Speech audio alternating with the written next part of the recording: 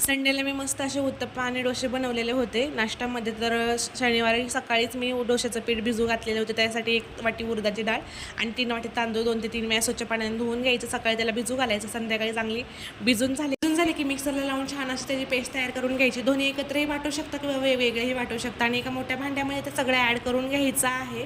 व्यवस्थित मिक्स करायचं आणि रात्रभर त्याला 1-12 तास तरी कमीत कमी भिजू द्यायचं आहे.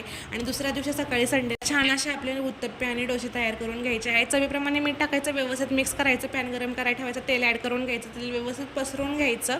पहिल्यांदा उत्तप्पा बनवणार आहोत तर आपण जो पीठ घेणार आहोत ते थोडंसं जाडसरच टाकायचं आहे. उत्तप्पा बनवताना 2 पळी मी पीठ टाकून घेतलं आहे डोश्याचं. तर त्याच्यावरती बारीक चिरलेला कांदा आणि बारीक चिरलेला टोमॅटो टाकून द्यायचा आहे. टोमॅटो स्वच्छ धुवून घ्यायचा, बारीक कट करायचा, नंतर टाकायचं. तुम्हाला मसाला टाकायचा तर मी टाकू शकता, मी मसाला ॲड केलेला आहे. आणि व्यवस्थित खालून वरून दोन्ही साईडले 1-5 मिनटं छान असं त्याला शेकून घ्यायचं आहे. आणि आपला